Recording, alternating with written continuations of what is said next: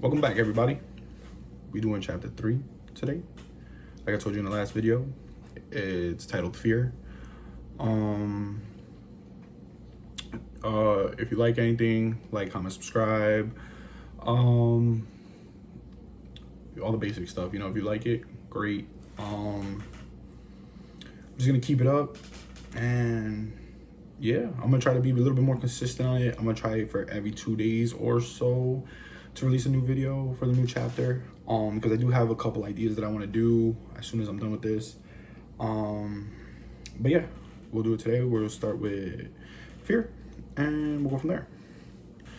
So fear may be your greatest enemy. It can steal your joy, rob your peace, and paralyze your faith. It could dull your sense, confuse your mind, and produce irrational thoughts and behavior. Fear can cause us to say and do things we would never even consider under normal circumstances. Fear takes on many forms. It can show up as a small dread or as a paralyzing and crippling force that renders us helpless mentally, physically, and spiritually. Whatever its manifestations, it's essential that we recognize that fear is a spiritual force that can negatively affect our lives and can only be conquered by a greater spiritual force, our faith in God.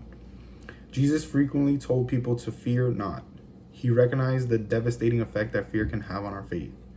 Fear can stop the blessings of God from flowing into our lives. It's God's will for us to live a fear-free, faith-filled life every day. If Jesus told us to fear not, then that means we have the capability to do it. Did you know that fear not, or variations of the phrase like do not be afraid, occur 365 times in the Bible? That's one for every day of the year. But how do we put that directive into practice? We fight fear with our faith, and we activate our faith with our words. When fear tries to come against you, you resist it with your words. Say out loud, Jesus has not given me a spirit of fear, but of power and love and a sound mind. I will not be afraid because Jesus said not to. I will remain calm and trust the Lord. I will not fear. So that's the passage. I think that's great. I do believe that is true. I believe that we should not live with fear. And I do understand that it's not always that simple.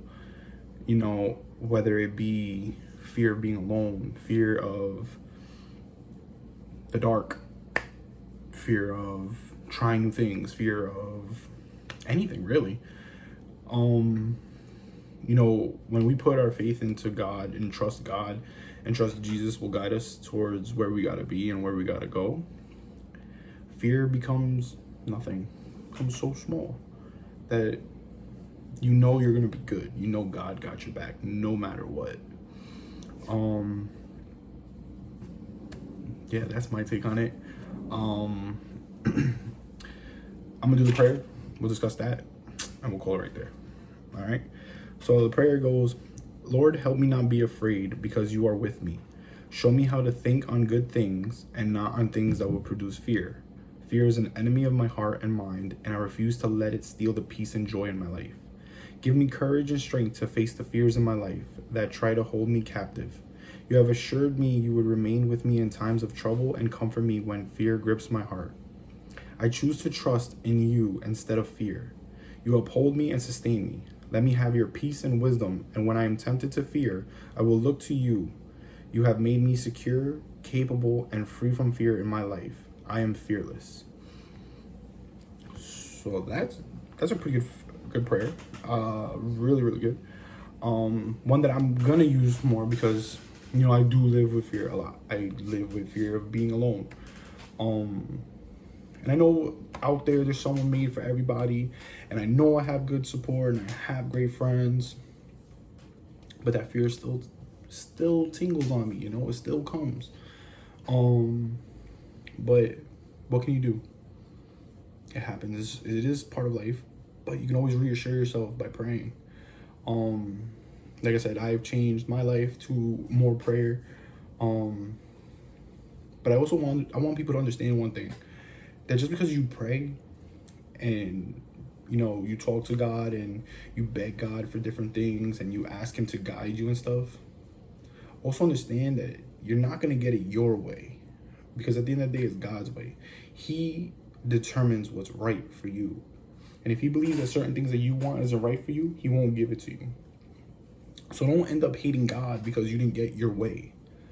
God has better plans for you, and he's going to guide you in the right way. And that path that he guides you in, trust his will.